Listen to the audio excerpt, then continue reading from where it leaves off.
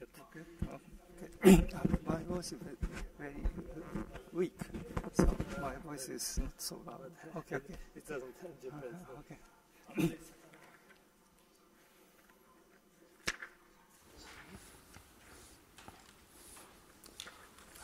So let's start our afternoon session. The first speaker is Professor Akira Yoshioka from Tokyo University of Science. He will talk about non-formal star product and star functions. Thank you. I'm glad to, first of all, I thank to the organizer to give me a talk here. And congratulations, Armen, for and happy birthday. I met Armen Sergeyev 25 years ago in Via conference in Poland. The chairman is Anatol Ozhevich here, and also Mayor Martin was also there, and Armen and me, young Anatol and young Armen and young Martin, also young me. And at that time, Armen gave a talk about Yang-Mills theory, Yang-Mills field theory of infinite degrees of freedom and quantization, its quantization. And he drew a big picture on the small blackboard in the small conference room. And very fantastic story. And his lecture was so energetic, with big passion. His style is not changed till now. I believe that he will continue his study with energetic and passion. So, thank you. Oh, okay, I will start.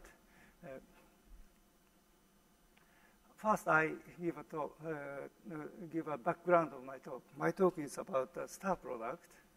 And Bayan, Flatov, Franschler, Lichner-Ritz, Steinheimer introduced the concept of deformation quantization, which says that quantum physics or quantum mechanics is described as a one-parameter deformation of classical mechanics. And they gave its mathematical formulation.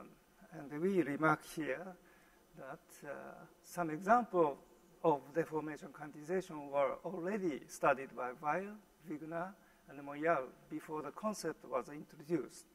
However, the point of view of deformation quantization, namely regarding quantum mechanics as a deformation of classical mechanics, was newly set up by them. They also posed the problem: does any Poisson manifold have a deformation quantization? And also, how many are there deformation quantizations up to equivalence? As to this problem, Dvir-Comte first proved the existence of deformation quantization on any symplectic manifold by using cohomological method. And after, Fedosov and also Omori, Maeda, Yoshioka gave a proof by geometric method independently by using Weil algebraic bundle over the symplectic manifold together with the classification.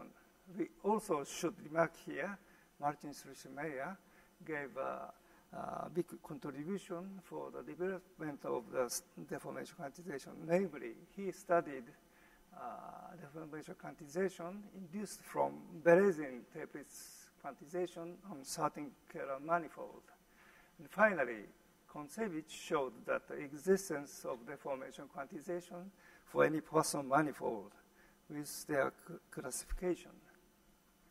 And now, deformation quantization is studied in relation to physical applications. This is the background.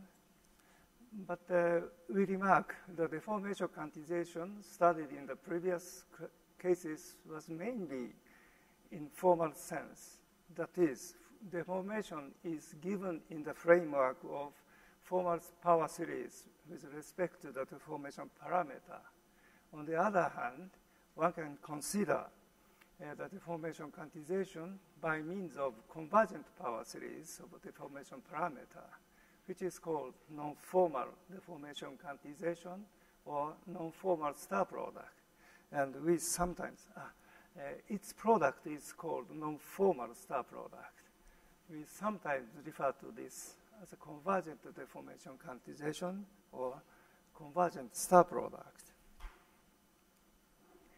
In this talk, we consider non-formal star product or convergent star product on the complex space Cn.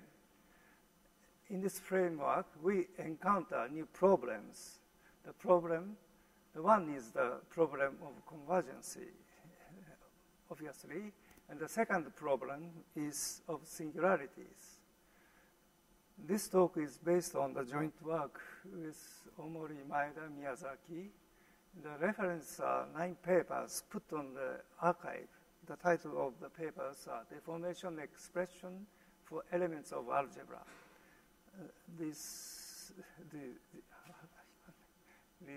papers.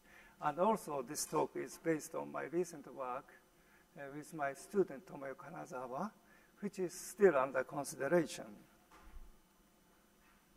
First, we give a short survey on non-formal deformation quantization or non-formal star products, and then we show several concrete examples of star functions, which are deformed functions by means of deformation quantization.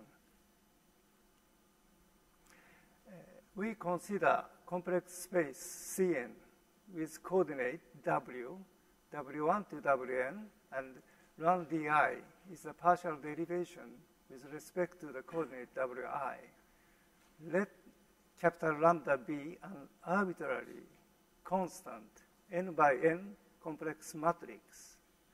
And then let us consider by derivation denoted by round d lambda round d, which is just a quadratic form of derivations, and namely function fw by derivation and gw is given by here. Over left arrow means this derivation di is acting on the left hand side to give a partial derivative for di fw, and also over right arrow means that this derivation dj is acting on the right hand side to give this derivative. Then this is the definition of this by derivation. And we also consider by differential operators given as a power series of by derivations, namely fw derivation to the power k and gw. This is iteratedly acts on the fw k times. And by elementary calculation, we see that this is given explicitly the right-hand side. And it is easy to see that the skew symmetrization of the by derivations, namely fw by derivation gw minus gw by derivation fw over 2 is equal to the by derivation round d j lambda round d acting on fw and gw. Here, the matrix j lambda is the skew symmetric part of capital lambda. And it is easy to see that by derivation, the j lambda j is a Poisson bracket. Now we set the star product for polynomials fw, gw in the following. Let h be a positive number representing the Planck constant. And we consider a power series of h with differential operators such that exponential ih over 2 of by derivation is given by the power series of this form. like this.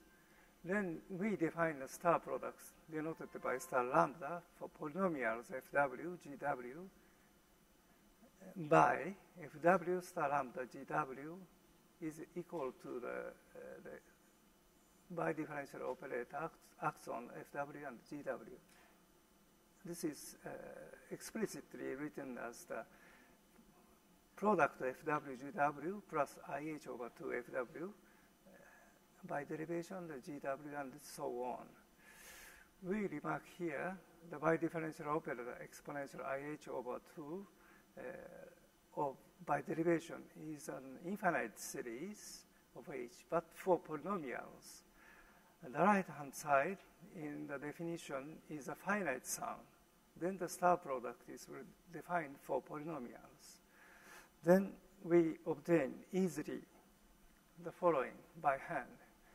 For an arbitrary matrix lambda, a star product star lambda is associative. For any matrix, star lambda is associative. The commutator of fw gw, namely fw star gw minus gw star fw, is calculated is equal to ih bracket fw gw plus higher order term. Here, the bracket fw gw is given by derivation of defined by j lambda. This is the Poisson bracket. Thus, the star product star lambda gives the deformation quantization of the Poisson bracket of bracket lambda. The definition of star deformation quantization or star product is already given by Professor Wu's lecture in the morning. The star product star lambda represents various products, namely for even n, and the capital lambda is the standard complex structure, namely lambda is equal to j lambda equals to 0m minus 1m, 1m, 0m. Here, 0m is a m by m zero matrix, and 1m is a m by m identity matrix. Then star lambda is the Moyer product. Also for lambda is 0m, 0m, 2m, 0m. Then the star product is a normal product in physics, and also lambda is equal to 0m minus 2m, 0m, 0m. The star product is anti-normal product in physics. And further, if lambda is a symmetric n by n matrix, then star lambda is an associative by the previous proposition, and also commutative, associative, commutative product. And especially when lambda is equal to 0, star lambda is a usual multiplication of polynomials. And the star products, star lambda 1 and the star lambda 2, are equivalent when the skew-symmetric part of lambda 1 and lambda 2 are the same. In fact, using the matrices lambda 1, lambda 2 with a common skew-symmetric part, we have an intertwiner or isomorphisms between the algebra of polynomials with product star 1 and that with star lambda 2 in the following way. Let J be an arbitrary n by n skew-symmetric matrix, and we take an arbitrary n by n symmetric matrices K1 and K2, and we write lambda 1 is equal to J plus K1, and K2, lambda 2 is J plus K2. Then we consider second order differential operator denoted by K2 minus K1 round square is given by the right-hand side, namely second order differential operator with a coefficient K2 minus K1, entry of K2 minus K1. And we exponentiate this by differential operator to obtain the linear mapping I K1, K2 on the polynomials, such that I K1, K2 is exponential IH over 4 of differential operator expanded in this way. Although the right-hand side is a power series, infinite series, it gives a finite sum for polynomials as previous case, and this is well defined.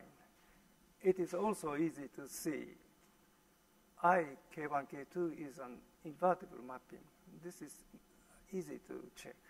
And we have the mapping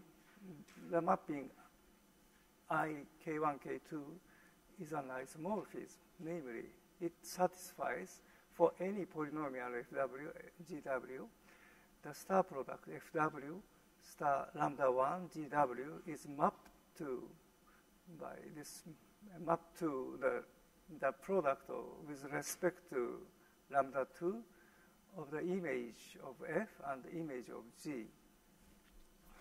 Then the algebraic structure of polynomial with star lambda depends only on the skew symmetric part J of capital lambda, and the symmetric part K affects only on its expressions. The structure is depends only on this skew symmetric part. However, when we consider extending the product from polynomials to certain functions, actually this is entire functions, certain functions, this part plays a crucial role. We see this using example of star functions.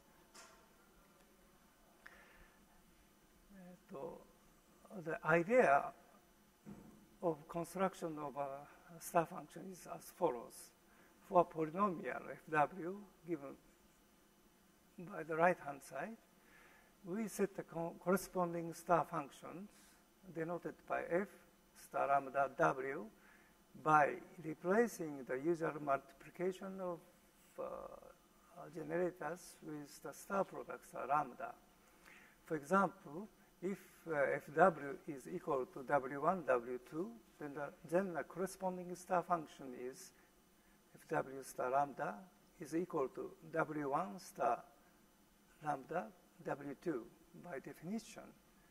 Further, in this way, we can extend the definition of star function from polynomials to entire functions. This is a basic idea of star functions. Here we remark, when the star product is commutative, this definition is clear. However, it is not so simple for non-commutative star product, star lambda, non-commutative case. Actually, there are many ways of ordering of generators in this case. But in this talk, in order to be simple and clear, we avoid generalities and consider concrete examples. We consider star exponential. Exponential function is basic in analysis with several important formulas, as you know. We try to construct a star exponential, namely for a star polynomial h star lambda, we consider a star exponential given by the right-hand side, namely star exponential of I over IH star polynomial h star lambda is given by the infinite expansion of exponential function. Here, h star lambda to the power k star lambda is the kth power with respect to the star product star lambda of star polynomials, 1 over h star lambda. Here, we encounter the problem of convergence of star exponentials in general, and we have no general theory about this convergence at present. But we have an explicit formulas in some concrete cases. First, we consider a linear polynomial case. We consider a linear polynomial, a w is equal a1, w1 plus so on, and plus an plus wn. Here, a is a constant complex vector, a1 to an. Then by a direct calculation, we see easily that the star exponential with a time parameter t, which is a complex parameter, with respect to star product, star lambda is given explicitly by the right-hand side. here, this exponential is a usual exponential function of this term. From this formula, it is obvious that this is an entire function with respect to w and also with respect to t. Using this formula, we have the exponential. We can easily see that the exponential law, namely, is the exponential of s times exponential of t is equal to exponential s plus t. And also, we have the differential equation, namely, d dt exponential t is equal to 1 over h aw times exponential, star exponential.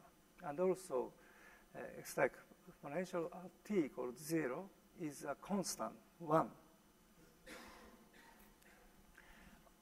And also, for quadratic polynomial case, we have explicit formula. For simplicity here, we consider n to be even, 2n, and the skew symmetric part of capital lambda is given by the standard complex structure J0. And the symmetric part is K. K is a 2m by 2m symmetric matrix. And let us consider quadratic polynomial QW is equal to WAW, where A is a 2m by 2m symmetric matrix, and we have its exponential such that this is a star polynomial of QW. It's actually WAW plus certain constant. Then the star exponential with a time parameter t with respect to star product star lambda is given explicitly by the right-hand side. Here, dt, ft are 2m by 2m matrices given by the following. dt is equal to the identity matrix minus matrix kappa plus e to the power 2t matrix alpha times I plus kappa. And ft is identity minus e to the power 2 minus 2t alpha. And here, kappa, the matrix kappa is equal to J0 times k, here k. And alpha is minus a, J0. From this formula, the star exponential is holomorphic in W, and also holomorphic in t at t equals 0, but different from usual exponential functions of quadratic polynomial. It has a singularity with respect to t. And as to polynomial of higher degree, we say the following. In general, the exponentials are singular for polynomials of degrees of greater than 2. For example, for a simple case, n is equal to 1 and w is a one-dimensional parameter, or complex parameter. And in this case, for simplicity, we write IH over 2 of capital lambda is equal to tau over 2, because capital lambda is a 1-1 matrix, so we put this term to tau over 2. And the tau is a complex parameter, and we set the star product, and we can set the star product this way, namely, star product FW star tau GW is given by the bidifferential operator, exponential tau over 2, of bidifferential dW, acting on FW and GW in the previous way. Then star exponential of the cubic of W is given by the right-hand side by definition, and using this form, we can easily check that the radius of the convergence of the right-hand side with respect to t is equal to 0. So we explained the application of star exponential. Using the freedom of complex matrix lambda, we can construct star functions by means of star exponentials, namely, taking the deformation towards the region where the star functions are convergent. We take appropriate lambda where the star functions are convergent. In order to see this, here we explain the Jacobi theta function as a simple example of star functions. As the previous paragraph, we consider the simple case, namely n is equal to 1, then the star product is written by the previous paragraph. Now we consider formal sum, capital theta w is equal to the infinite sum of exponential to the power 2ikw. Here k is an integer running from minus infinity to infinity. And the exponential law of a usual exponential function gives a formal identity. E to the power 2iw times capital theta w is equal to theta w. Then we consider to deform capital theta w by star tau.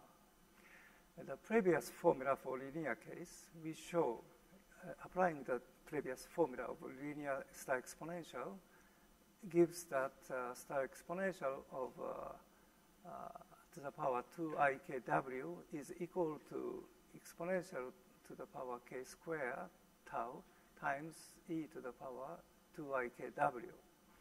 Hence, for parameter tau with positive real part, the function, star exponential, this is rapidly decreasing with respect to the integer k. Then we have a convergent series and have an entire function, namely capital theta star tau w is by definition is equal to the right hand side, namely the exponential to the power 2ikw, summing k from minus infinity to plus infinity is equal to, by using this formula, we have like this. Here, putting e to the power minus tau is equal to q in this formula, then we have capital theta star tau w is equal to the sum of q to the power k square and e to the power 2ikw summing from minus infinity to infinity. This is just equal to the Jacobi's theta function, theta 3. Using this formula, from this expression, using the exponential law of star exponential, applying the exponential law of star exponential to this term, we can naturally obtain the basic identities of Jacobi theta functions, such as K-side periodicity. This is just equal to this simple identity in the star version. And also, for example, reflection formula is also obtained by this from, is a kind of trivial identity. See, as to these formulas, more details you can see archives. Anyway, in this way, in the similar way, taking a matrix capital lambda in a suitable region, we can construct non-commutative deformation of several special functions such as star gamma function, star beta function, and so on. These are also written on the papers on archive. Here, how much time do I have? あと何分ですか？10分。Okay. Okay. I speak a little too fast. Sorry. Okay. Also, in a hypergeometric series, we can apply the star function manner in the following way. Yes, we replace the multiplication of value with a star plot. We can also consider star hypergeometric series. But as to this objects, we have not completed this subject and still far from obtaining the conclusion. In this talk, I explain a simple example, such as star-Kuma function, which is still under consideration with my student. Before explaining, we prepare the Holland's result. First, we remark the Holland's work, namely Holland J. über die Konvergenz der. This paper in Mathematician Naren 34, 1889. This is a little old paper, but very good paper. And the point of this paper is the following. Let us consider a series of two complex variables, x and y, with complex coefficient. For this series, we said the FKL is a ratio of AK plus 1 L over KL, and GL is equal to AK L plus 1 over AKL. Here we assume FKL and GKL is a rational functions of KL. And then we can write FKL is equal to PKL plus so on over P prime KL plus so on, and also GKL is equal to QKL plus so on over Q prime KL plus so on. Here, PKL and P prime KL and QKL, Q prime KL, and so on are homogeneous polynomials, and PKL is the polynomial of highest degree in the denominator, and also P prime KL is the highest degree in the numerator, and the same for GKL. And we said P is equal to the degree of the polynomial PKL, and P prime is the degree of P prime, and Q is degree of Q, and Q prime is the same. And we said capital phi KL is equal to the limit T tend to the infinity of TK TL, and the capital psi KL is the same for Z TK TL. From this expression, we can easily see capital phi KL is equal to infinity for the case where P is greater than P prime and equal to PKL over P prime KL, for the case where P is equal to P prime and is equal to 0 for the case P is less than P prime. And the capital psi KL is the same for Q and Q prime. Then Holmes showed the following.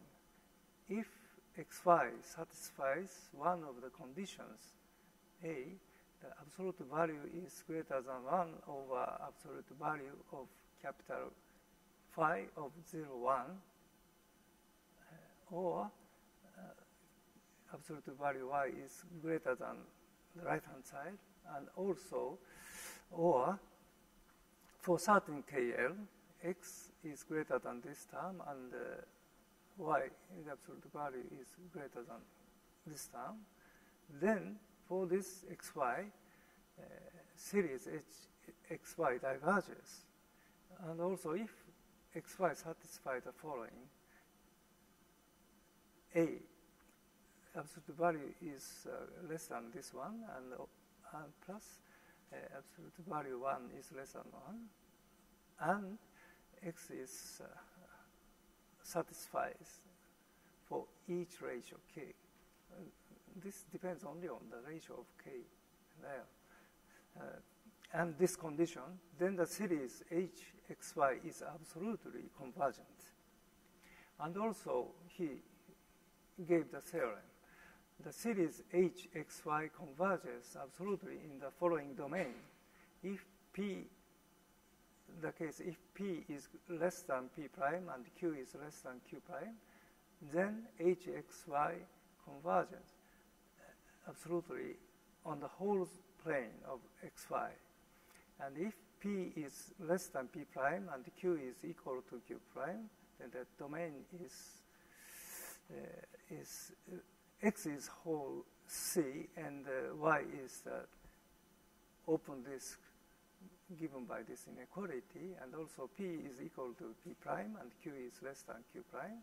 The situation is the same. And if P is equal to P prime and Q equals to Q prime, then the domain is given by the disks for certain lambda, rho 1 and rho 2. We apply the Holmes theorem to Kumma series. Okay. Now we recall the Kumma series is a series of one variable W of C, such that M alpha beta W is the sum of bracket alpha k and times W to the power k over beta k bracket 1k. Here, alpha beta is a complex parameter, and bracket alpha k is given by the right hand, is defined as the right hand side, and then bracket 1k is equal to the factorial k. And we consider star product of one variable as the previous given in the previous paragraphs. Then, by definition, the star Kumma series given by M star tau alpha beta W is given by the right-hand side. Namely, multiplication of W is replaced by the star product W star tau to the power k. This is, by definition, M star tau is equal to the right-hand side. As to, for this series, we calculate. This is a direct calculation. We easily see power of to the power k star tau is equal to is given by the right-hand side. This is a series with respect to the parameter tau and W. L moves from 0 to bracket k over 2, where bracket k over 2 is the Gauss integer of k over 2. We see the series using this expression, and we calculate M star tau alpha beta W is expressed as a series of two variables, W and tau, in the following. M star tau alpha beta is equal to M star tau alpha beta W plus and W times M star tau alpha beta W minus. Here, M star tau alpha beta W is the collection of even powers of W, namely, is given by the right-hand side, and also M star tau alpha beta minus is a collection of the odd power terms. And applying the theorem of Holland to the series M star tau alpha beta W plus and also M star alpha beta minus.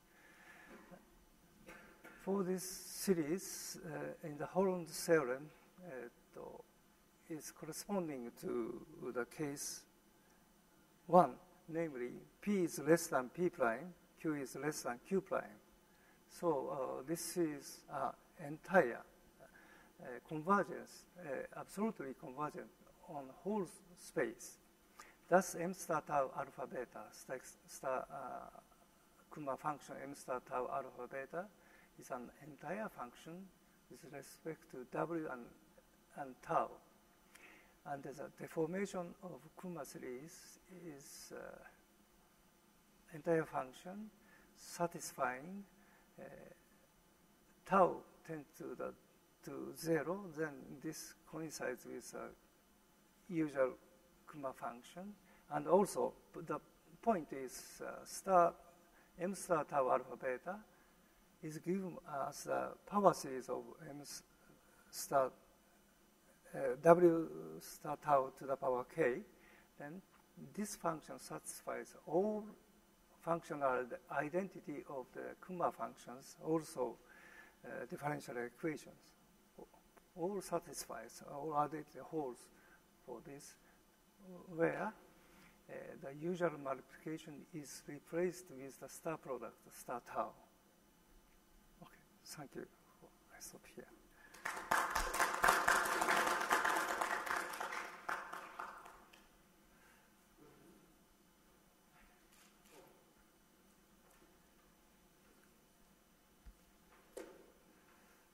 Questions, please.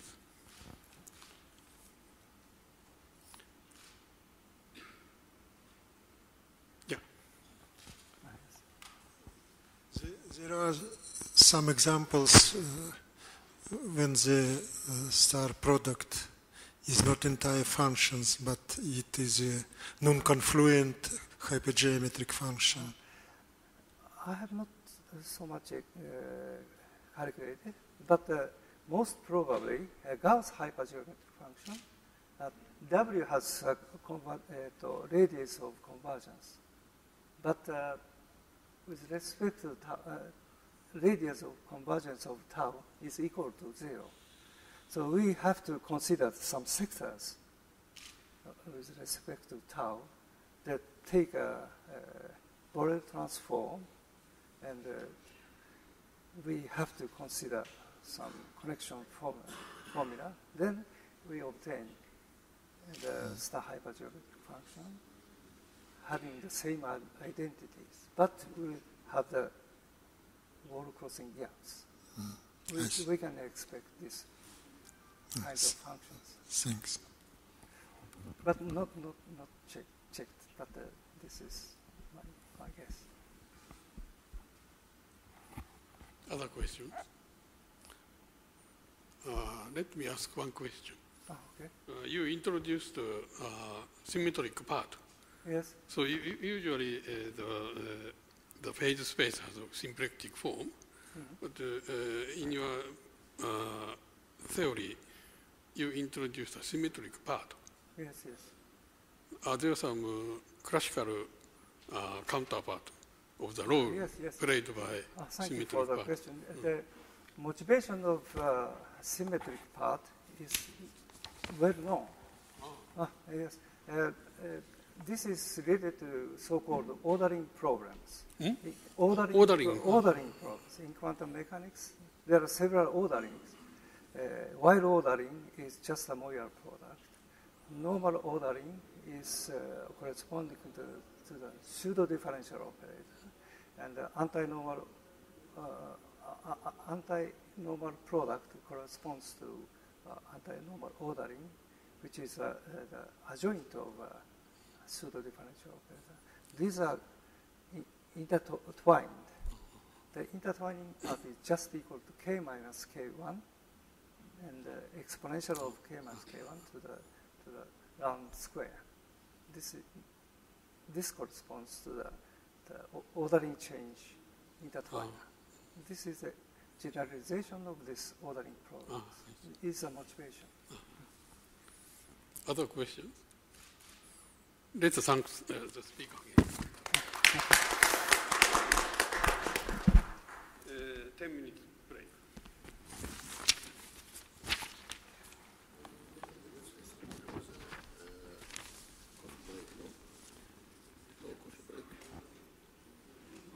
Yeah, 10 minutes. Only 10 minutes. Only 10 minutes. Because we started later.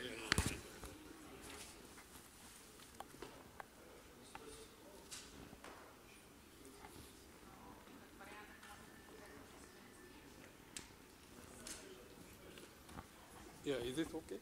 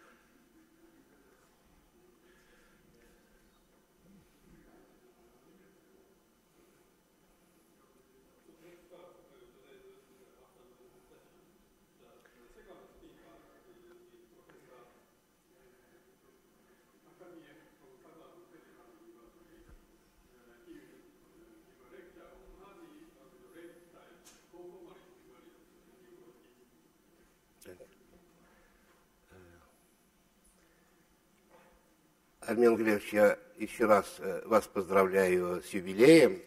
Хочу сказать, что юношеский период вашей жизни закончился. Нужно привыкать к взрослой жизни.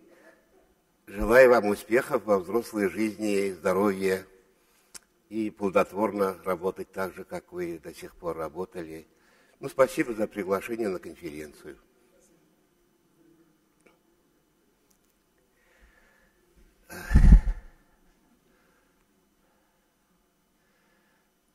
I will speak about a special case of Hardy and the Rayleigh type inequality. There is a theory of Hardy type inequality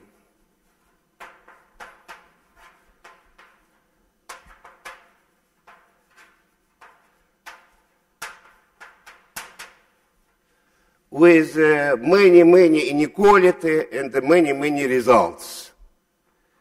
The basic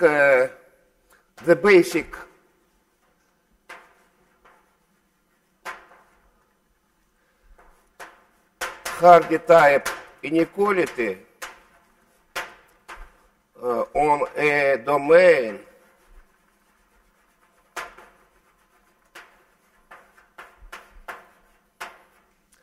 has the following form.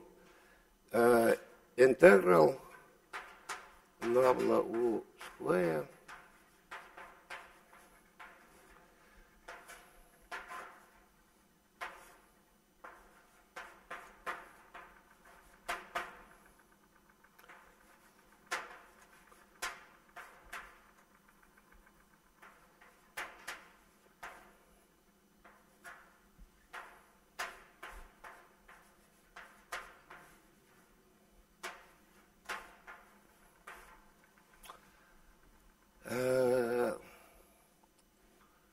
we suppose that this constant, it depends on domain, is the best possible constant.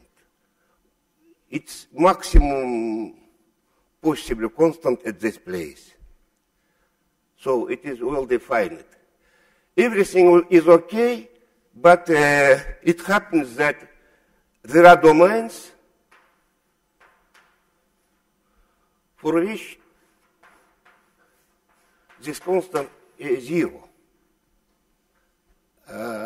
This means that omega is a bad domain.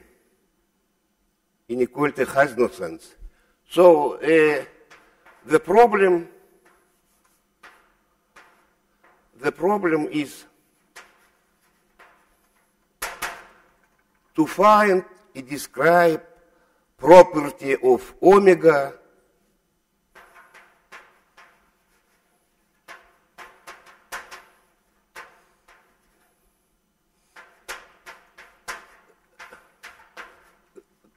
such that this property guarantees that the constant is a positive one. Is a positive one. So, for example, a very simple bad domain. We take a disk, that a unit disk, minus for n equals 0, 2, punctured disk, this constant is 0. On the other hand, there is a domain. We take a disk of radius 3. Here we take the classical counter set. And for domains, this constant is a positive constant. So,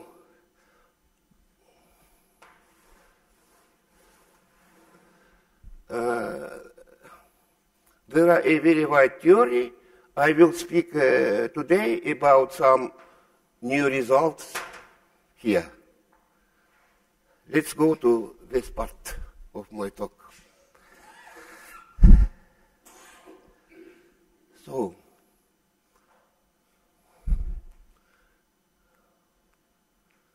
we consider domain, test functions from this class, and we will construct a study conformal invariant inequality for the case for space domain. Now here some basic result, known results. This inequality is very known. Here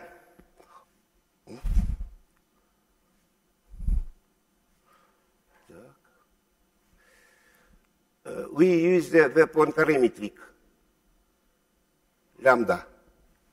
As usual, with curvature -4, the basic and the well studied conformal invariant inequality has the form. Concerning this part, the Dirichlet integral is invariant under conformal mappings.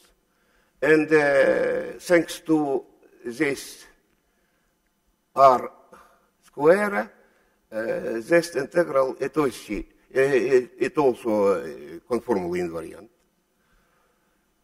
So, of course, as here, we define the constant as the best constant.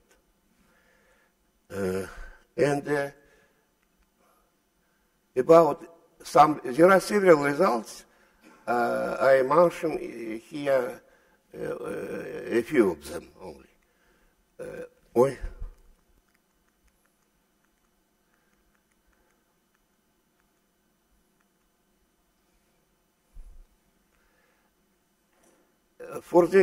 For inequality 1, there exist bad domains.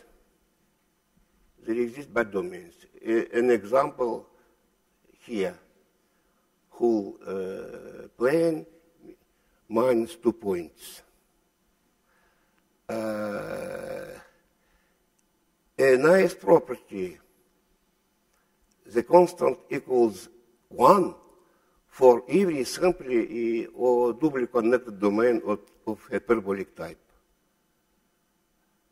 Here, for example, here we have only for convex domain a sharp value of constant.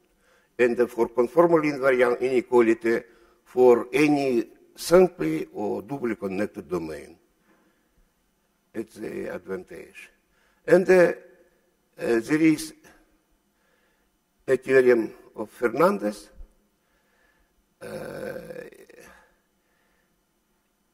The theorem asserts that this constant is positive if the boundary of the domain is a uniformly perfect set.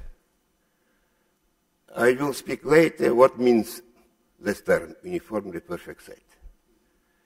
But the problem to describe, to obtain a criterion is an open problem.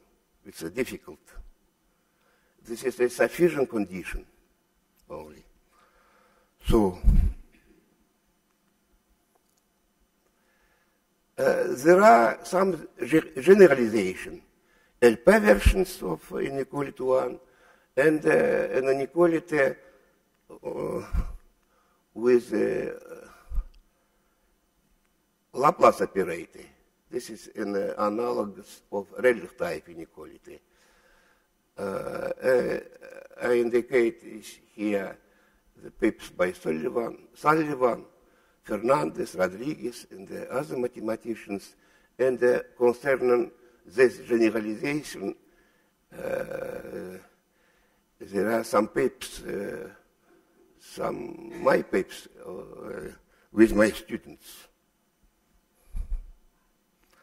So,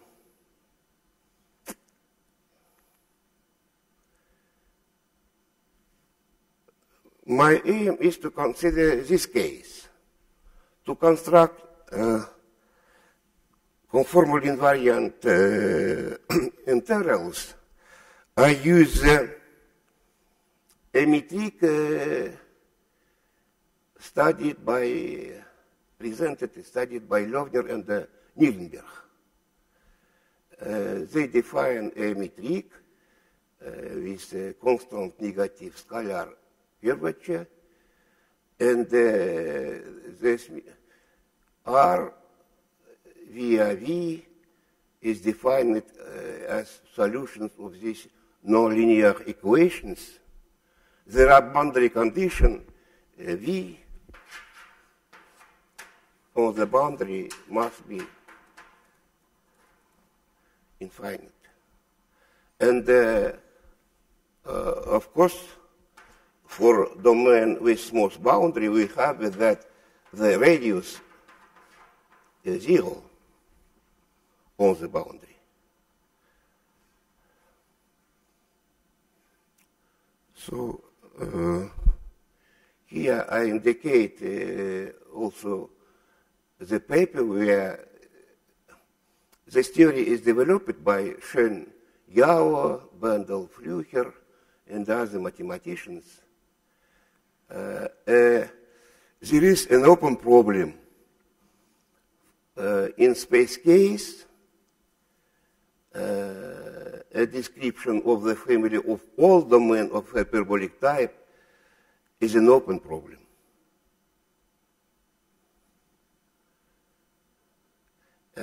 In plane case, this is,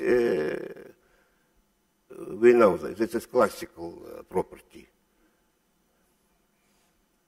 So this is the Liouville equation, the form here, the Liouville equation in the case n equal in two-dimensional case has another form.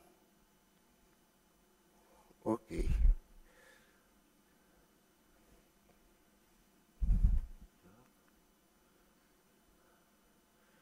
I indicate some known property of the radius, of hyperbolic radius. There is an inequality, very useful for any domain of hyperbolic type, of course. And for complex domain, two-sided inequality. And we can indicate a unified form of the Liouville equation, this form. This is valid for plane case and the space case. So,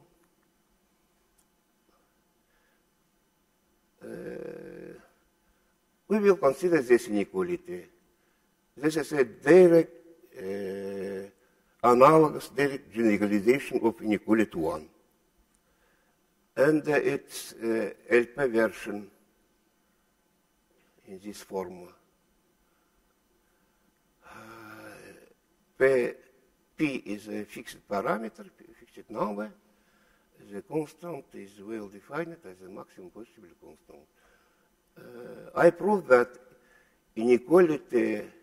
this inequality are conformally invariant. This is a simple consequence of property of the Löwner-Nirenberg metric. This is not difficult to prove that they are conformally invariant. And the main problem, as usual, describes geometrically domains for which the constant is a positive constant.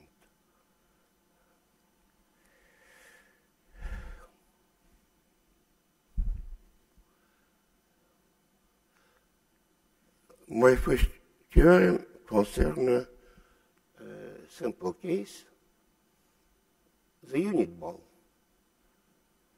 The radius is known, and I prove this inequality for any p more or equals 1. this inequality for this case may be obtained from Sullivan results.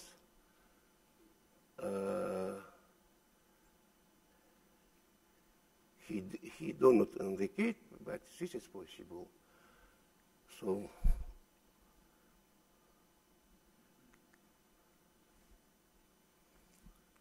a general case.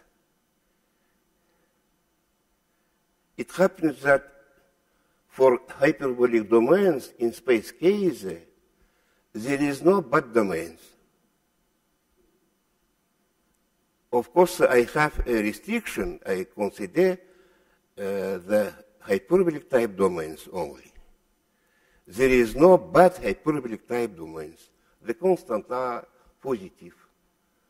This a general case with two particular cases. I take P equals to. Huh?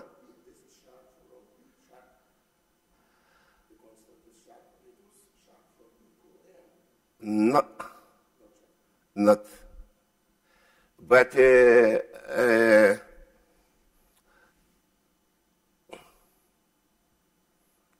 for example, here I have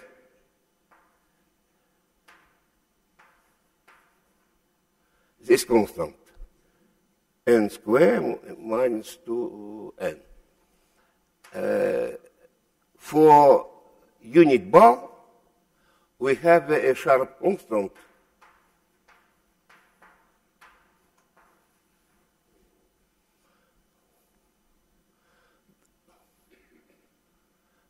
the constant is not sharp.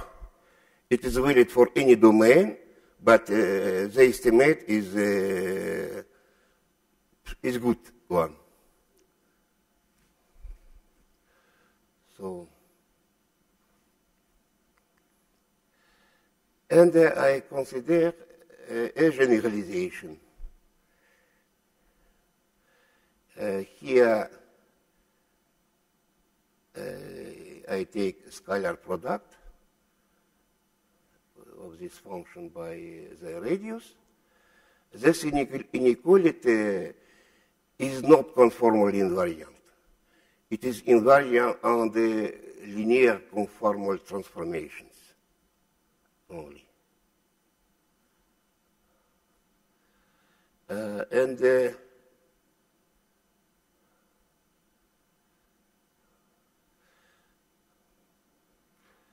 For this inequality, there is a case when the constant is,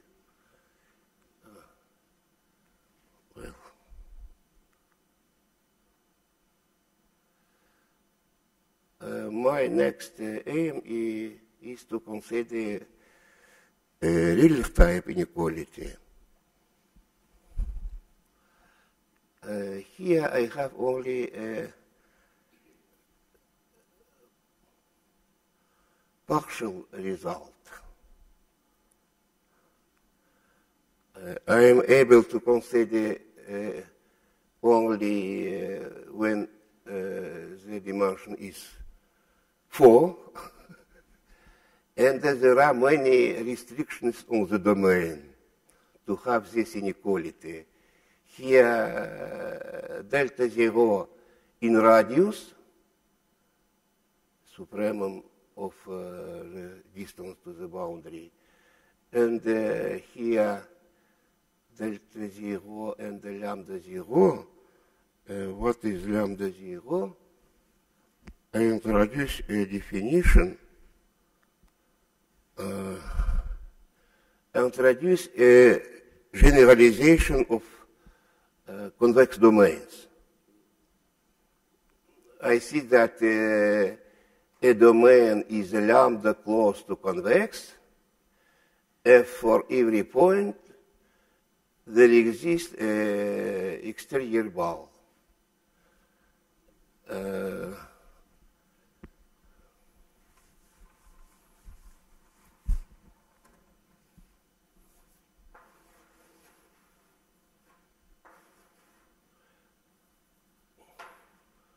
for any point, we have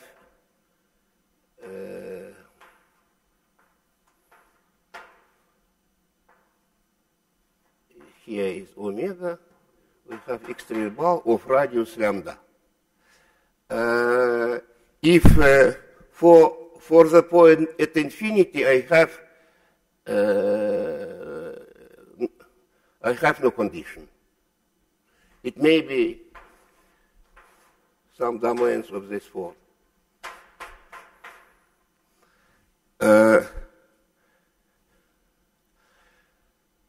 There are many domains which are lambda close to convex. For example, such a domain. The domain of this type. If omega is a convex domain, it's lambda close for any lambda, of course. So, this is a generalization of Rayleigh type inequality.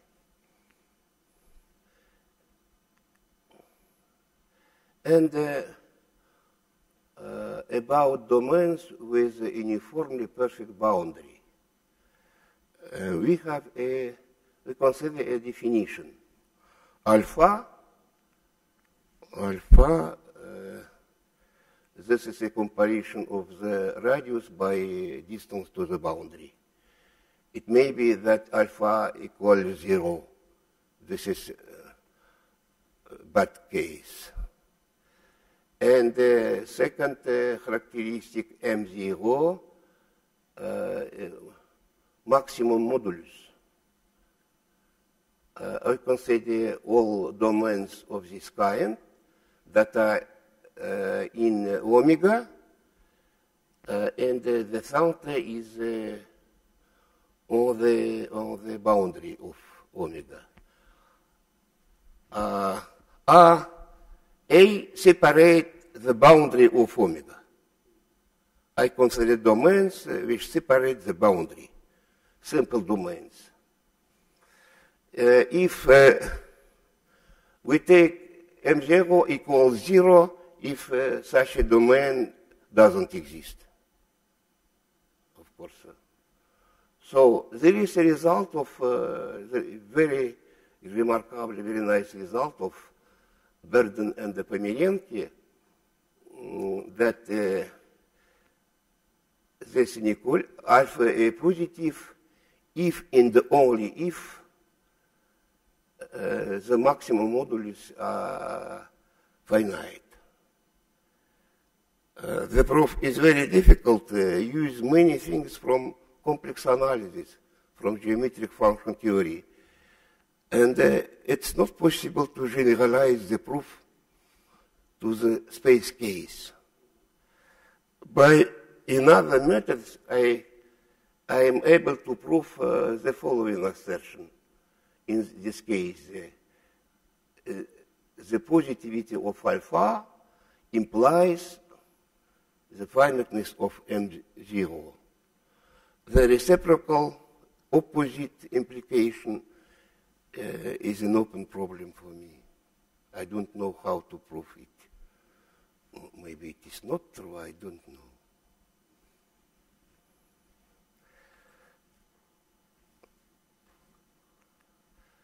And a short list of bibliography. I indicated some papers only for one page. Lovner, the paper by Lovner and Nierenberg. This is a contribution to analysis, a book dedicated to births, Lippmann births, to Jubilee Conference and in this work. Very nice papers by Pomeranian. Uniformly perfect set, it's a term introduced by Pomerenke, Christian. Sullivan,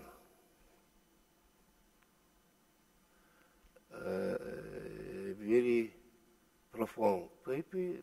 It's difficult to study, as well as the paper by Fernandez. Bendel and Flucher, this is a survey paper with new results, very nice paper. And I indicated one of my papers concerning plan domains. Some result of this in this direction for plan domains. That's all. Thank you very much.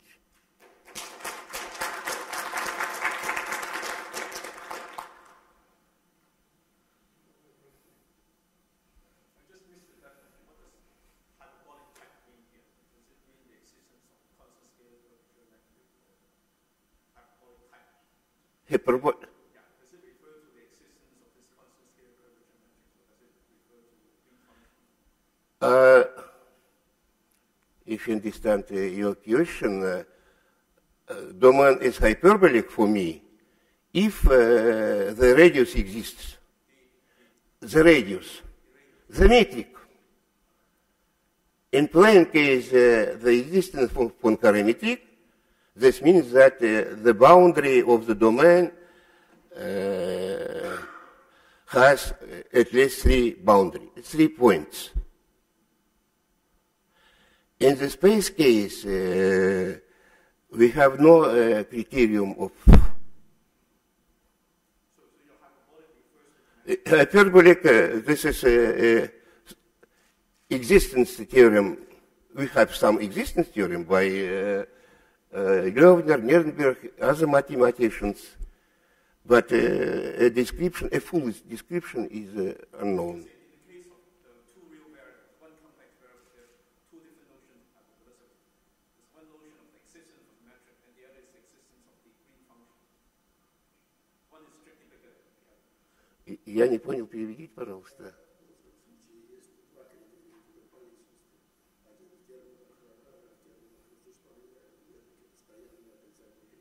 Mm-hmm.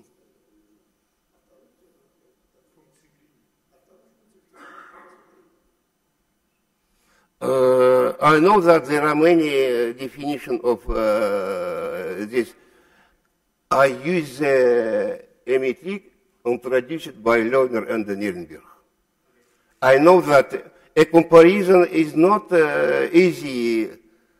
Sometimes it's a difficult problem to compare results, to compare metrics.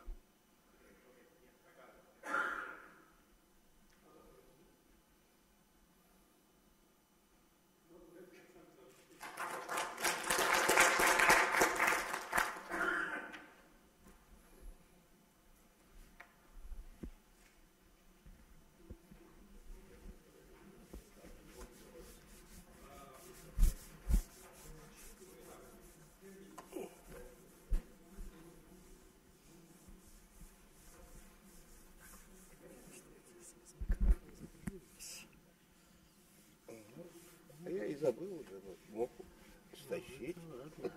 Был случай. Да?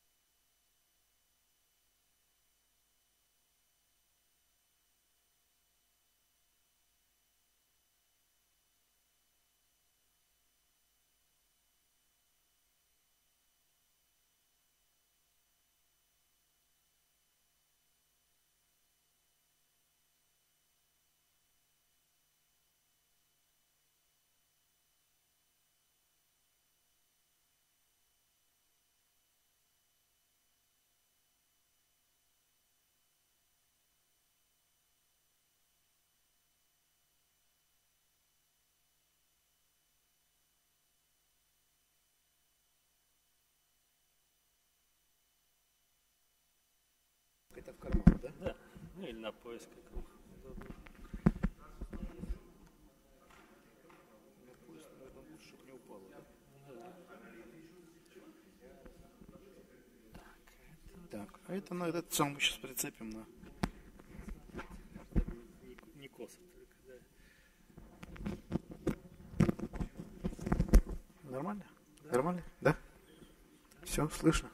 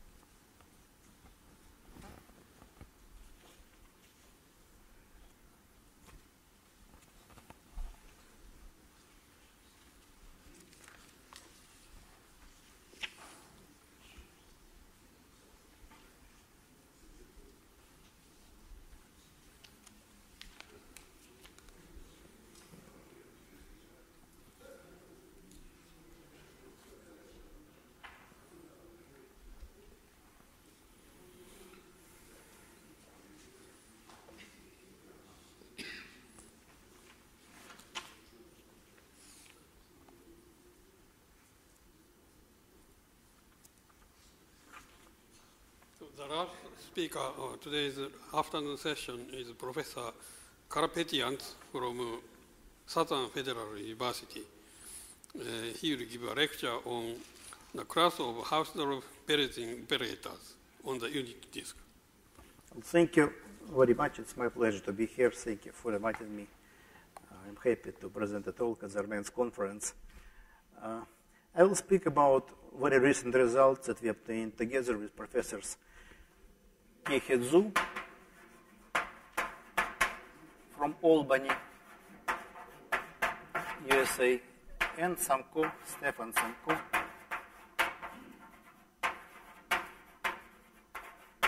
from Portugal. Well, this is very recent result. We just started this subject, so I may not have answers on all questions, but I'll try. Okay. So we introduced so-called Hausdorff-Berezin operators. We introduced and studied so-called Hausdorff-Berezin operators, but before I give definition, I will speak a few words about the inspiration of the study. The study was inspired by several theories connected in a sense, theory of so-called operators with homogeneous kernels and so-called Hausdorff operators. Well, a little bit of history. One-dimensional case.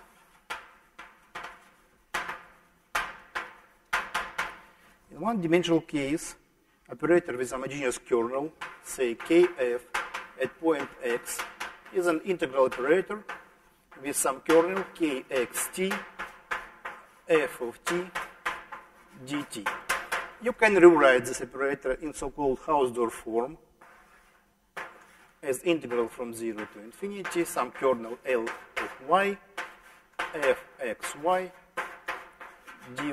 So I'll call this form, well, people usually call this form Hausdorff. And this operator is an operator with homogeneous kernel if the kernel K satisfies the following properties: K lambda x lambda t equals to lambda minus 1 kx of t. So this operator with homogeneous kernels.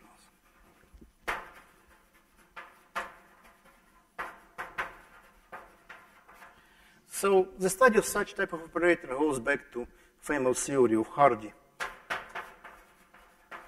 Littlewood, Polya, and there are many references in this book. There are many papers on such type of operators.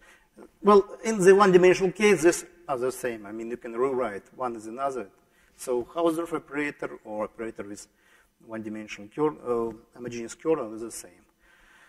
Of course, you can reduce it to convolution convolution operator. You can reduce it to convolution operator by just exponential change of variable. So in essence, it will be the same as convolution. These operators can be considered as counterparts of convolutions, being invariant with respect to dilation, and convolutions are invariant with respect to translation. But in a sense, this all is the same, roughly speaking. The situation is changed when you consider multidimensional case. Multidimensional case greater than 1. Speaking about operator with homogeneous kernel, we asked for the following property: lambda t lambda x equals to lambda to the power minus n k x and t, invariance with dilation up to some power, and rotation invariance k omega t. Well, I write xt here, I write tx, maybe I write here correctly. Xt, yes, omega x, omega t equals to kxt. So these are two conditions. In this case, people say that we consider operators with homogeneous kernel of degree of homogeneity minus n. And Hausdorff operators, in this case, are quite different operators. Well, not quite, but different. Integral, say, over Rn, a kernel, L of y, function at the point x, applied to matrix AY, dy, where A is a n by n matrix, which depends on y. So this will be Hausdorff form. Still, these operators have some similarities, but in general, these operators are already different. Well, for the literature, speaking about operators is homogeneous kernels, I refer to the book by M. Karapetyan's and S. Samko, published in 1988 in Russian and 2001 English. And speaking about Hausdorff operators, I would refer to a paper by Liefland and Moritz,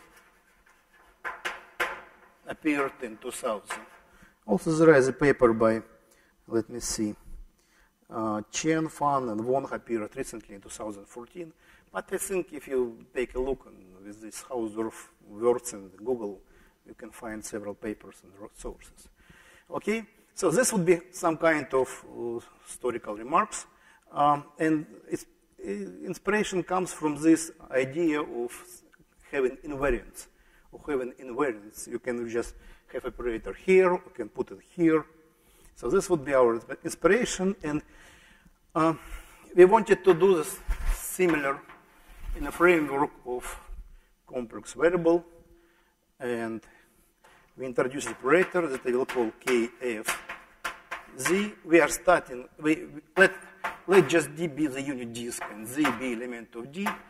I usually write Zx plus Ey. Measure, Lebesgue measure would be 1 over P dx dy. So this would be standard notations.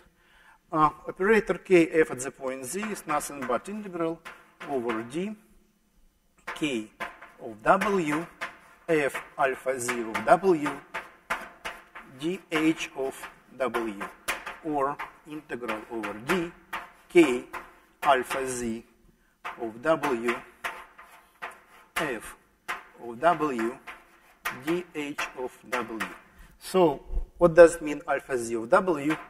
Alpha Z of W is nothing but Möbius transform Z minus W, 1 minus Z bar W, and dH at the point Z is a Haar measure, dA of Z, Lebesgue measure divided by 1 minus Z squared squared. This measure is Möbius invariant. That's why you can put this rotation here, or you can put it in the kernel.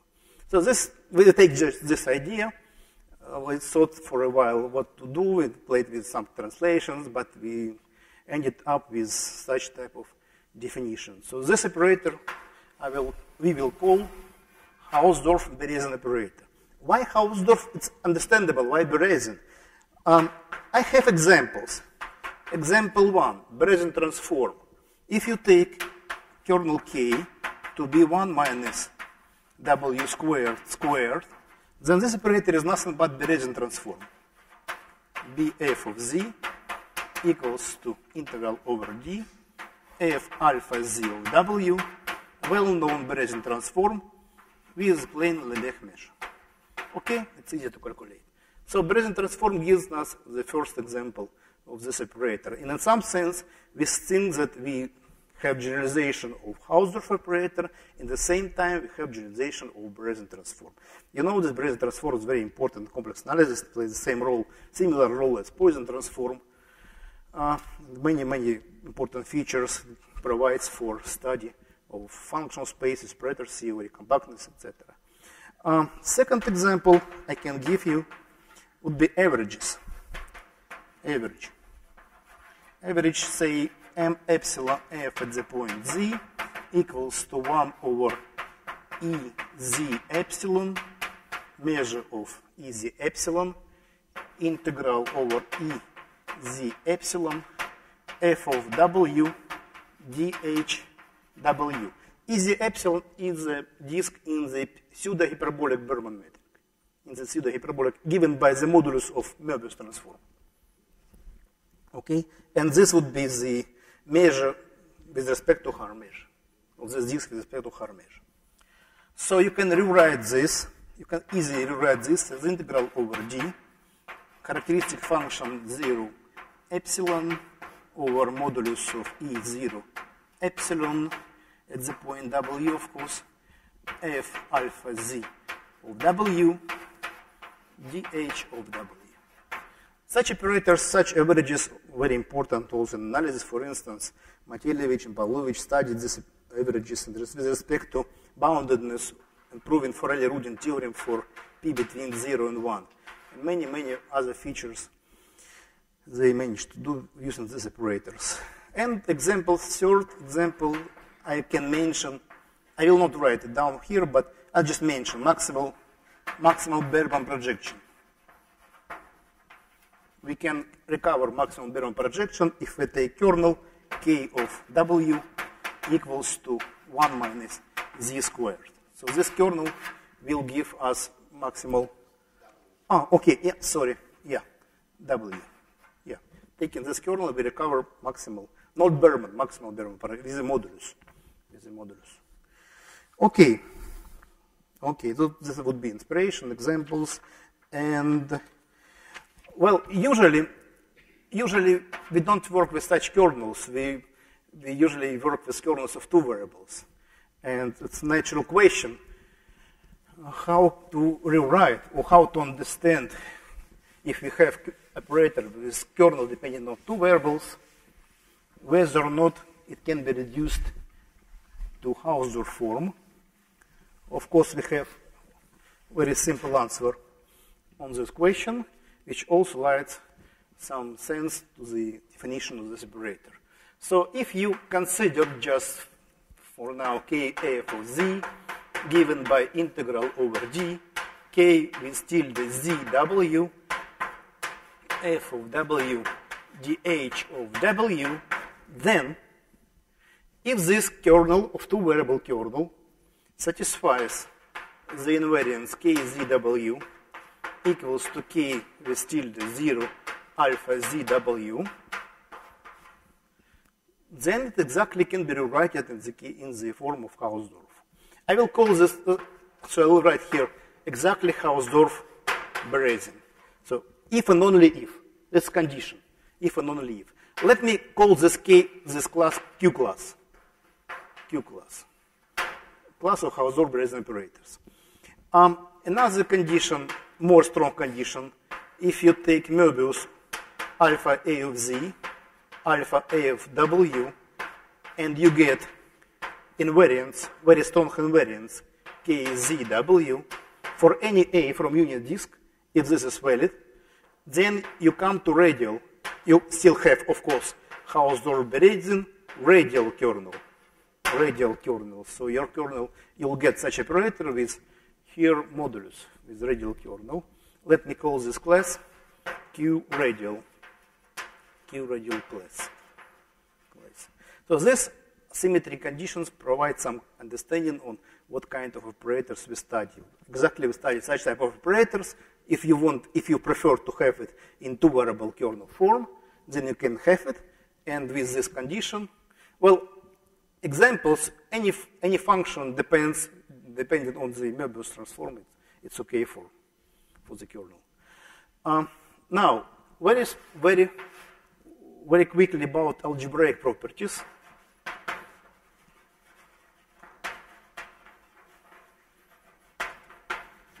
Algebraic properties. We have a theorem.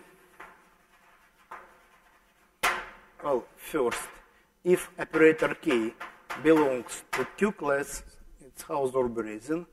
Operator L belongs to QR, it's Hausdorff-Berezin but with radial kernel.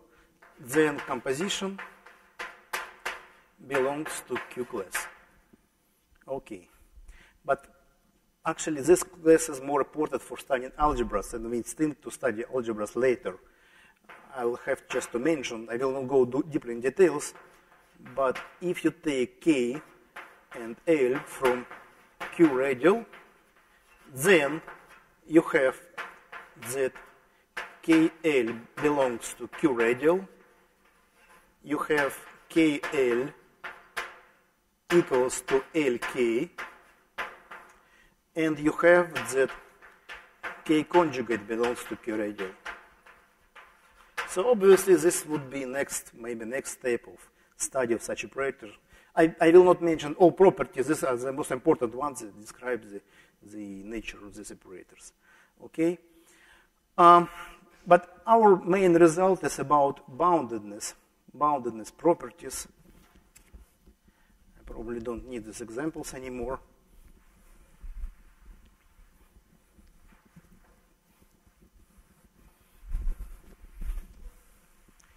To speak about boundedness, well, boundedness in LP with Haar measure. Later I will say that we have some results with regular measure, but I will take it. I will present later. So we have to introduce, as in theory of operators with homogeneous kernels, we have to introduce some constant. Let K be supremum Z belongs to D, integral over D, K alpha zeta Z, absolute value, dH of zeta. K1 P sigma is supremum Z belongs to D, integral over D. Here it comes well-known Berman normalized kernel, K say zeta at the point Z. It's not the same K. Sigma over P. Here it comes K at the point zeta, dH of zeta. And last condition, K2 PQ, no, P sigma, excuse me, Q sigma equals to supremum, Z belongs to D, integral over D. Again, Berman normalized kernel, zeta at the point Z, at the power sigma over Q. Here, little bit more complicated construction. K minus zeta, 1 minus zeta, Z bar, 1 minus zeta bar, Z, GH. It's not symmetric condition, but if the kernel K is radial, it goes. The modulus of this is 1. So if you have a radial kernel, you just have the same. 1 over P plus 1 over Q equals to 1. And sigma is a real number. Is a real number. So these are the conditions, and of course, Berman kernel k zeta the point z is a normalized Berman kernel, coherent state 1 minus zeta squared 1 minus zeta z bar squared. Don't remember zeta bar or z or z, but okay. So it should be anti-holomorphic in z. No, it should be holomorphic in zeta. It should be, yeah. It depends how you define the Berman projection. If you put overline, that you write bar here. So yes, so in this case we put overline over the kernel, so it's okay. Okay. What is inside of integral should be holomorphic with respect to outer variable. Yeah. So the theorem says, as you understand, we split two cases, p equals 1 and k less than infinity, then operator, Hausdorff operator is bounded in L1 with a measure dh. P between 1 and infinity, and both k1 p sigma less than infinity, k2 p sigma less than infinity for some sigma, not for all sigma, for some fixed sigma, then the operator k is bounded in LP with a measure dh over unit x, of course, and you can also have estimate for the normal of this operator. Well, this would be sufficient conditions for the boundedness of Hausdorff Bayesian operators. I will not give proof of this theorem, quite technical, but it uses standard technique of analysis, of complex analysis, and also, which is important, we use technique of operators with homogeneous kernels of real analysis. So this kind of mixture of technique of which come from real and complex analysis. Okay, so what about necessity of this condition? We can get necessity for positive kernels. If kernel is positive, and let me don't write, but instead of supremum, we have to write infimum. So if you replace supremum with infimum, then we have theorem which says if k is bounded in LP dh 1 less or equal p less than infinity, then first p equal 1 means that this k with infimum, I'll write here k infimum less than infinity. Second, 1 less than p bigger than 1 less than infinity. K1 with infimum, p sigma less than infinity, and K2 infimum, p q sigma also less than infinity for all sigma greater than 1. For all sigma, in some sense, it's kind of necessity condition for the boundedness. But of course, for general kernel, we cannot get better. For general kernel, but for a class of very important kernels of such type, k of z equals to 1 minus z squared to the alpha. These kernels are very important because, for instance, when alpha equals 2, you have Breton transform. When alpha equals 1, you come to the maximum Berman projection. So this kernel is very important. In this case, we can give exact conditions, and theorem says that Hausdorff Bayesian operator with such kernel is bounded in LP dh if and only if alpha is strongly bigger than 1 over p, 1 minus 1 over p. And of course, you can see that this coincides with classical theory, because if you take alpha equals to 1, which corresponds to Bernoulli projection, you won't get p equals to 1. It's good news that we don't have anything which contradicts classical theory. Okay, so what about boundedness? I think that's all about boundedness conditions. Let me check. Okay. So what we can do also with these operators? We can raise a question about I don't provide with proofs, with sketch of proofs. I don't think that I have much time. But if there will be questions, I will be happy to answer ideas of these proofs. Identity approximation.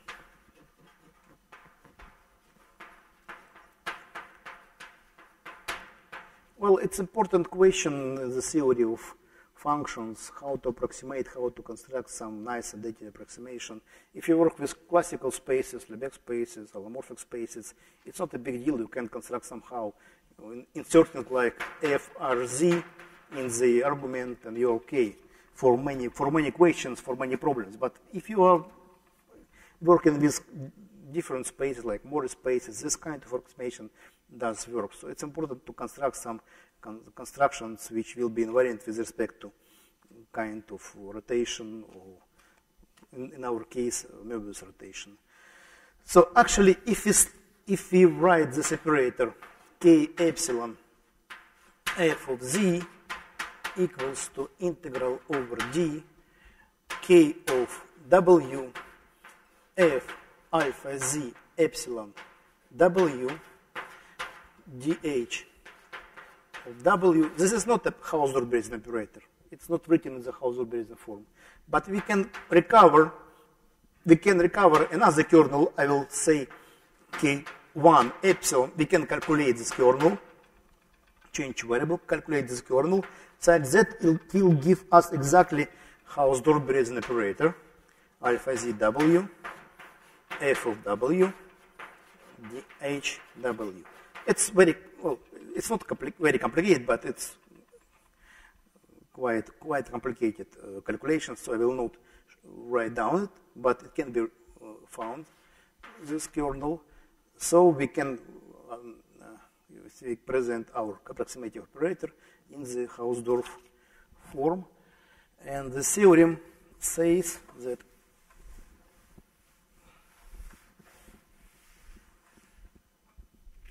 we impose standard conditions, k of w dh of w equals to 1, and of course k should be in L1. But when you speak about approximations, you usually can handle very nice kernels. It's not a big deal. Theorem says that limit k epsilon f minus f in LP dh equals to 0 when epsilon goes to 0 for all p between 1 and strictly less than infinity.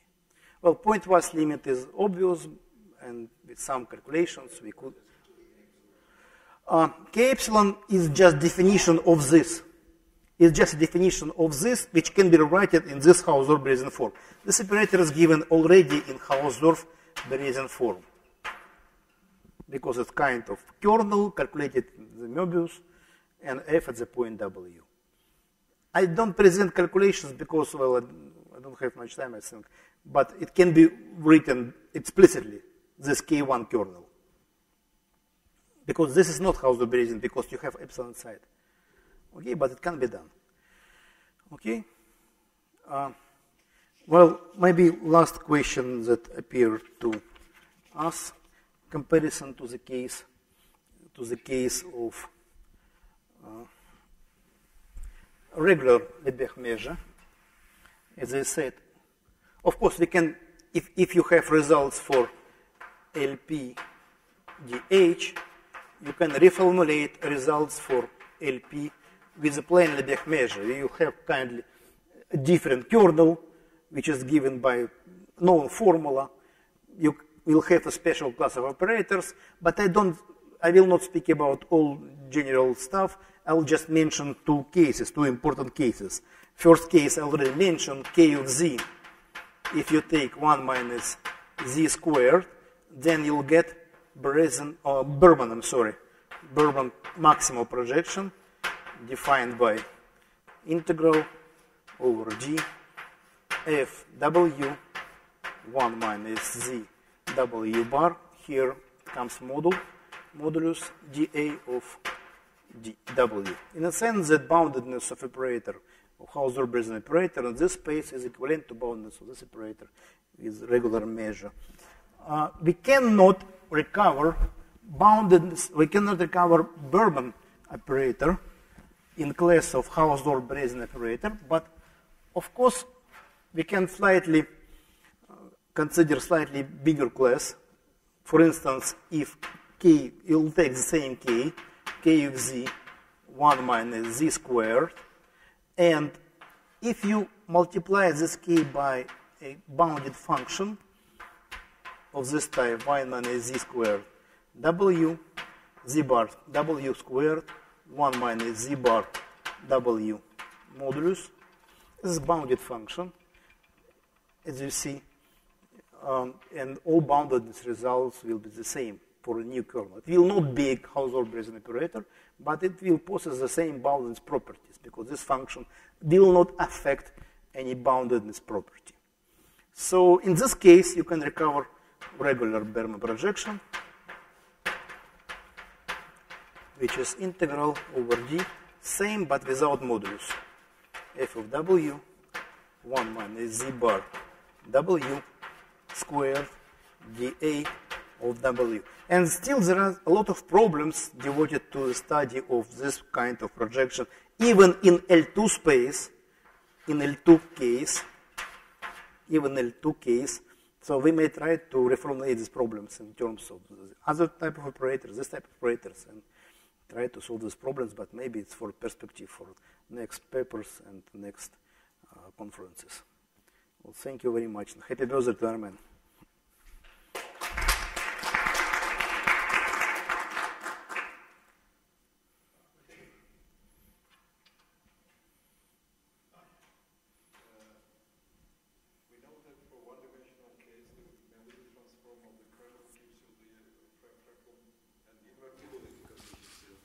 For these operators, for this, no, because you know we tried to construct Hausdorff-Bresner operators using our understanding on real variable case, and we ended up with a very, very complicated construction. This has now nothing to do with what I spoke about.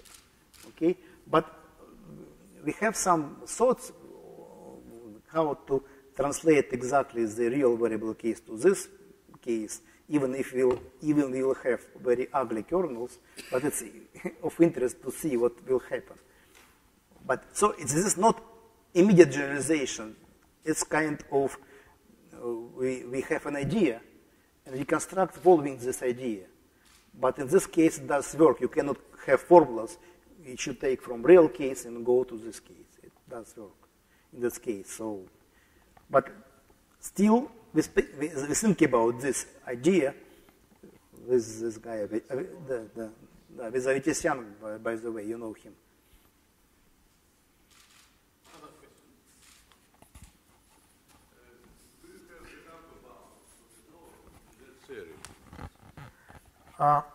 Upper bar for, yes, of course. Upper bar for the norms is nothing but infinitum of K1 P sigma times K2 P sigma, where infinitum is taken over all such sigma for which we have boundedness, for which these constants are finite. I'm sorry. Well, but, do you have the upper bound for the norm? Yes, it's exactly upper bound. Norm of operator less or equal this infinitum. Okay, and the lower bound in the next theorem? Well, up to the sigma over p, sigma over q, or maybe vice versa. Maybe here sigma over q, sigma over p. I don't remember. And it was the second theorem, necessary condition. Yes, it's a theorem of boundedness. And is the low bound for the norm? By the similar... I don't remember. I think that we can get lower bound for the norm. Thank you. I'm sure for the upper bound, I'm sure.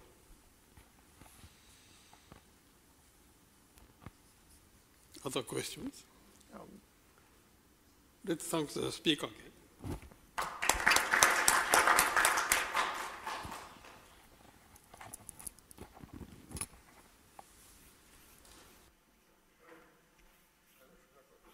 Спасибо большое.